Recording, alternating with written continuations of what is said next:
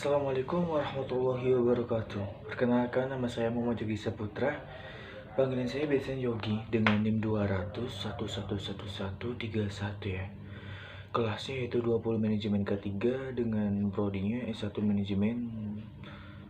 Di sini saya akan menyelesaikan tugas akhir semester saya, yaitu video ketiga tentang implementasikan ide kita dalam usaha menghasilkan uang untuk membantu perekonomian wirausaha muda. Ya, tentu yang pertama seperti ya yang video kedua ya sebelumnya. Yang pertama adalah berjualan pulsa elektrik. Ide inilah yang sangat menjanjikan dan dijamin tetap bisa bertahan sekalipun pandemi COVID-19 dengan modal yang sangat terjangkau, itu kisaran 100 ribuan. Kita bisa berjualan apalagi dengan hanya menggunakan smartphone. Banyak pilihan karena mampu berhubungan dengan orang lain tanpa perlu keluar rumah. Tak perlu langsung menyediakan etalase besar atau menyewa lapak untuk berjualan pulsa. Kita bisa memulai usaha dengan menawarkan produk kepada saudara, keluarga, hingga tetangga. Bahkan kita bisa memulainya di depan rumah dengan menyediakan meja, kursi, dan disertai dengan banner ya, biar orang tahu kalau misalnya kita tuh berjualan pulsa. Memang keuntungan dalam berjualan pulsa ini sangatlah kecil, tapi semakin lengkap produk yang ditawarkan, tentu keuntungan kecil itu bisa berkumpul dan semakin besar. Jika awalnya kita cuman berjualan pulsa elektrik, kembangkanlah usaha tersebut dengan menyediakan produk pulsa internet, pengisian dompet digital, pengisian GoPay, wallet, dan wallet yang lainnya seperti e-money, e-tol gitu loh. Yang kedua adalah jasa les private. Modalnya tadi kemampuan dan akademis. Peluang inilah yang bisa kita manfaatkan dengan menyediakan jasa les private. Apalagi kalau kita merupakan sarjana bidang ilmu pengetahuan seperti matematika, pengetahuan alam hingga bahasa, tentunya bakal semakin menunjang bisnis ini. Tawarkan jasa les private kepada anak-anak kecil di sekitar tempat kita.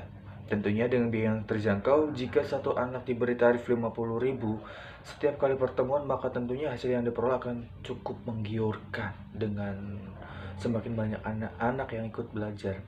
Yang ketiga adalah kuliner kecil-kecilan.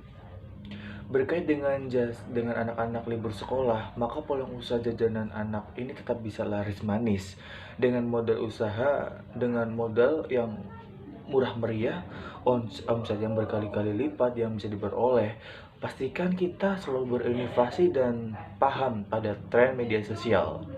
Sekarang tuh yang paling tren adalah TikTok, jadi jangan lupa download ya. Karena kuliner yang viral jelas akan diburu. Jangan lupa juga dengan faktor kebersihan dan pemilihan bahan baku yang berkualitas. Supaya apa? Supaya produk kita tetap jadi primadona. Yang selanjutnya tadi makelar. Supaya bisa jadi makelar yang handal, kita tentu membutuhkan kemampuan berkomunikasi yang baik dalam menjelaskan produk. Pastikan kendaraan bermotor atau properti seperti rumah dan tanah yang bisa ditawarkan memiliki surat-surat kepemilikan yang jelas sehingga pembeli pun puas. Bukan hanya itu saja, periksa kelengkapan owner deal kendaraan bermotor atau surat-surat pajak seperti properti agar harga terjual kembalinya memang cukup kompetitif. Kalau dulu makelar harus mencari pembeli di pusat keramaian, manfaatkan media sosial untuk menawarkan berbagai macam produk penjualan kita. Bahkan beberapa marketplace juga menawarkan jasa penjualan kendaraan bermotor bekas atau properti yang bisa kita manfaatkan pula. Pastikan kita cukup ramah melayani calon pembeli yang bertanya-tanya. Yang kelima adalah online shop.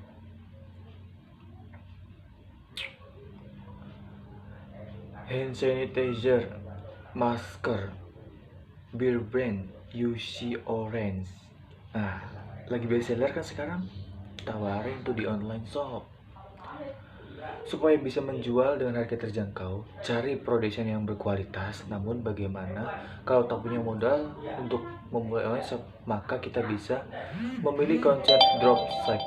Dengan dropship, Kita hanya tinggal menawarkan produk kepada konsumen dan kemudian menghubungi produsen atau distributor untuk mengirimkannya kepada pembeli atau biasa disebut dengan reseller. Yang keenam adalah agen asuransi. Lagi-lagi memanfaatkan momen wabah corona. Penawaran asuransi kesehatan hingga asuransi kendaraan bermotor pun akan sangat menjanjikan. Pastinya kita tidak boleh menjadi agen asuransi yang mengganggu, tapi utamakan untuk menjelaskan keuntungan dari produk asuransi tersebut. Coba tawarkan produk asuransi kepada sahabat, teman, saudara, hingga tetangga terlebih dahulu. Sebagai langkah awal, baru kemudian coba pasang iklan di media sosial dan lakukan langkah selanjutnya. Yang ketujuh adalah jasa penulisan.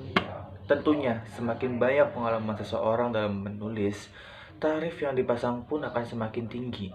Bukan tak mungkin, kita bisa mematok tarif minimal 100.000 untuk satu artikel sebanyak 1.000 kata.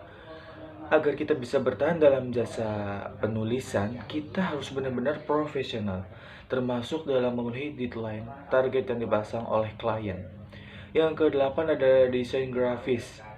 Meskipun krisis ekonomi memburuk, masih banyak orang membutuhkan jasa desain grafis, entah dalam membuat logo, ilustrator, hingga kebutuhan promosi lain. Jika dirasa cari klien cukup merepotkan, kita bisa bergabung ke beberapa website penyedia jasa freelancer. Desain grafis seperti 1000 Lens and Project atau bahkan kemampuan bahasa Inggris, kita cukup mumpuni memberanikan diri menerima proyek desain grafis di pasar global seperti 99 Design atau Elance. Yang kesembilan adalah jasa terjemput barang. Kita bisa menyediakan jasa pembelian barang di pasar, antar jemput dokumen hingga pembelian makanan restoran. Konsumen tak perlu keluar rumah lagi. Karena apa? Karena kita bisa menawarkan jasa dan mewakili mereka.